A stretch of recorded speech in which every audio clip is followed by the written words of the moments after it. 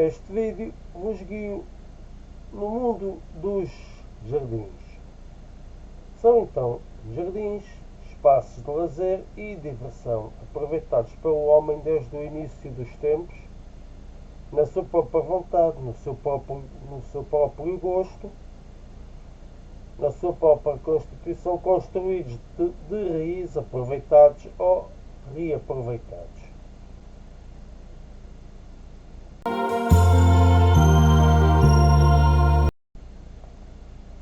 Só estão os mais antigos jardins conhecidos, os jardins suspensos de Babilónia, nos seus patamares, andares, nos seus terraços, com plantas diferentes de grande, médio e baixo porte, tão diversas que assim constituíam em mais que um andar, diversos andares só de plantas.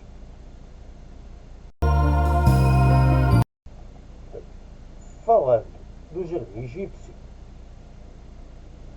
outro dos jardins também, tipos de jardins mais antigos, é um jardim que tem então uma casa senhorial, um lago, árvores de fruto, junto de um rio, junto de plantas, canaviais, papiro, canaviais, e em redor, portanto, a ideia de um jardim africano. Palmeiras. É essa a ideia em redor de um jardim egípcio.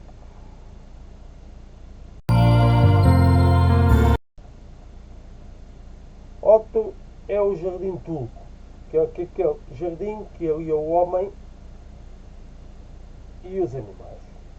Explicando, então é isso. Portanto, o jardim turco é um jardim, portanto, tem a casa senhorial, tem diversos lagos, jogos de água, tem em seu redor árvores de fruto, camareiras e outras que tais, árvores de fruto, e em redor da casa do jardim criado então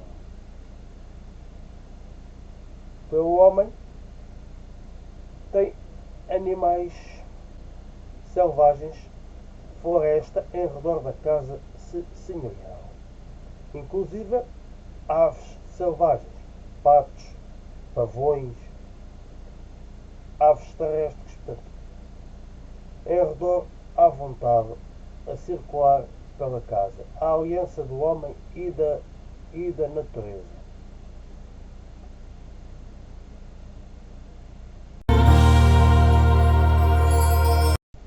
Falando acerca do jardim árabe, o jardim árabe é aquele tipo de jardim em que as plantas não só estão apenas no exterior da casa, como também ornamentam o interior da casa.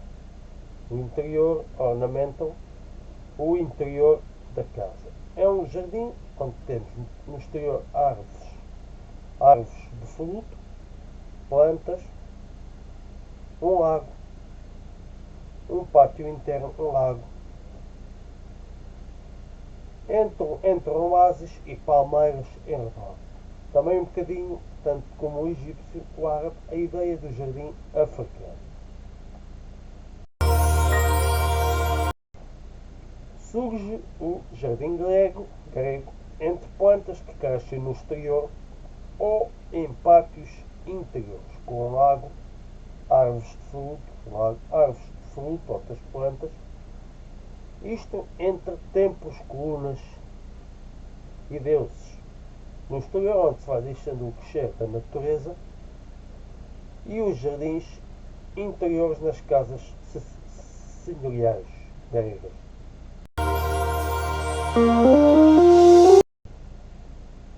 Levado na ideia deste, surge o jardim romano, que se torna mais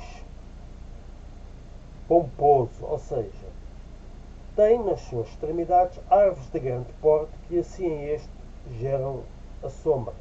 Abaixo deste, a delinear caminhos, sentidos caminhos e bordas de caminhos,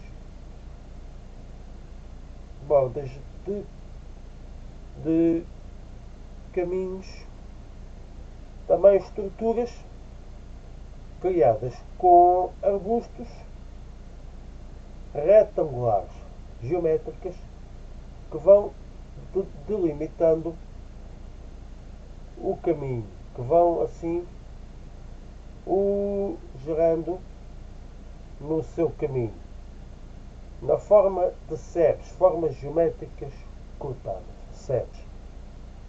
Em redor disto, no jardim romano, há também lagos, fontes, quedas de água, lagos, fontes, quedas de água e estatuaria da mitologia romana. Levado na ideia deste, surge o jardim romano, que se torna mais pomposo, ou seja, tem nas suas extremidades árvores de grande porte que assim este geram a sombra. Abaixo deste, a delinear caminhos, sentidos caminhos e bordas de caminhos, bordas de caminhos, também estruturas criadas com arbustos retangulares geométricas que vão delimitando o caminho, que vão assim o gerando no seu caminho, na forma de sebes, formas geométricas cortadas, sebes. Em redor disto, no jardim romano, há também lagos, fontes, quedas de água, lagos, fontes, quedas de água e estatuaria da mitologia romana.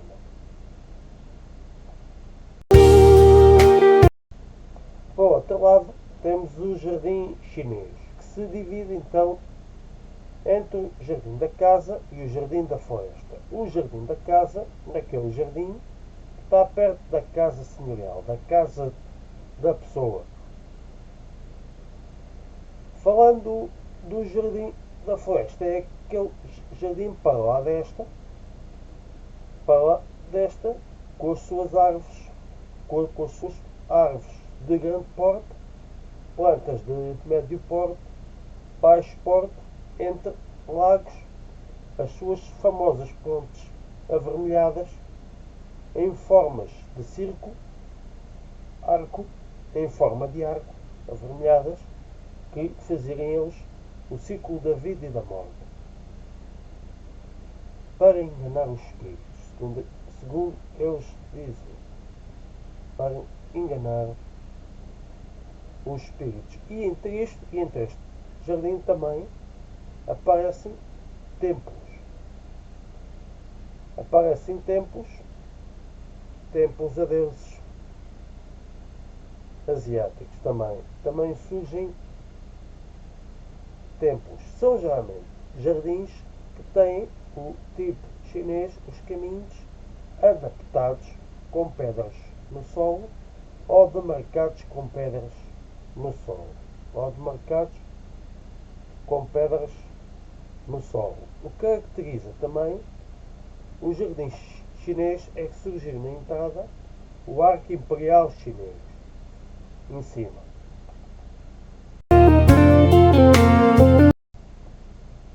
Pela Idade Média surgem então os jardins monacais nos pátios dos castelos e dos conventos. Estes geralmente são mais simples, tendo um lago,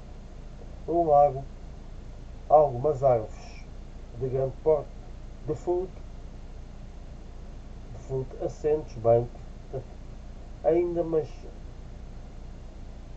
exatamente neste estilo mais simples, na Idade Média.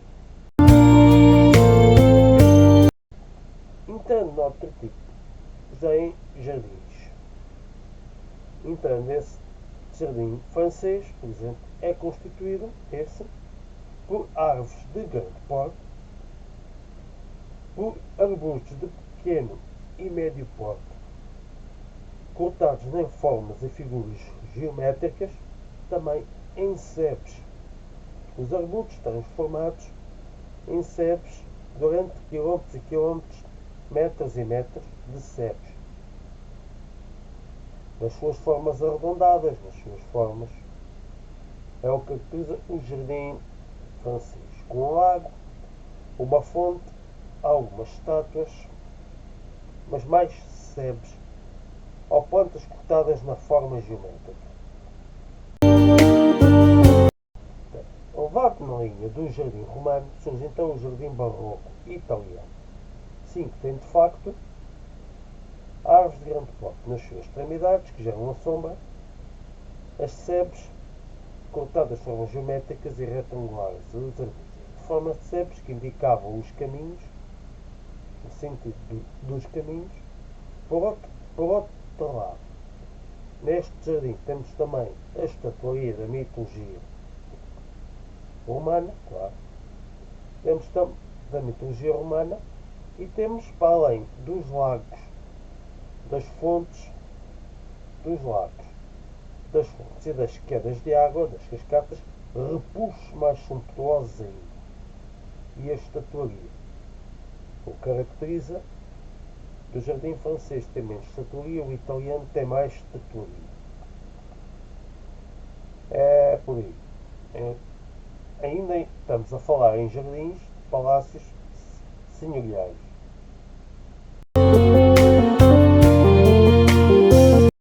Pelo século XIX surgem os jardins do Bali, normalmente nas ilhas do Pacífico, em que se baseava que havia ali, portanto, um pequeno jardim ao pé da comunidade, onde estava a casa maior, o chefe dessa comunidade, as casas mais pequenas, dos seus súditos, somente criação de animais, galinhas, campos de cultivo, dentro de umas cercas. Para fora dessas cercas, a natureza crescia de forma natural, variada, estonteante. Como, por exemplo, como o bambu negro, por exemplo. Uma das espécies aqui presentes e outras espécies de médio grande porte e de médio porte diversificadas, com plantas carnívoras, com plantas diversas que pareciam estranhas aos europeus, na sua natureza fantástica. Na primeira ideia que surge de jardim público, surge então o jardim inglês. É o primeiro que sai fora da casa senhorial, jardim espaço público. O jardim inglês é um tipo de jardim que deixa crescer as plantas naturalmente, só levando a poda necessária ou no tratamento necessário, como o jardim chinês. Como o jardim chinês, caminhos labirínticos. Caminhos labirínticos. É a primeira ideia, isto de parque público. Temos esta ideia, portanto, surgiu isto na Inglaterra no século XVIII, mas no século XIX surgem jardins em Inglaterra no século XVIII e em Portugal no século XIX, estilo inglês, como jardim do Príncipe Real, Jardim da Estrela, portanto, entre outros, mais em voga no século XIX. Pelo século XXI muda o conceito de jardim. Não é aquele jardim clássico, com o coreto, com os caminhos, com o coreto em redor, com o espaço circular, os caminhos. Acaba por ser um jardim que surgem mais os espaços relevados, podem ser substituídos por equipamentos de ginástica, ou de desporto, ou de um espaço infantil, de descanso, diversão, portanto, adotando um espaço para toda a população, para a idade infantil, para a idade adulta e para a idade idosa. Portanto, um espaço adaptado com outros equipamentos, o jardim do século XXI.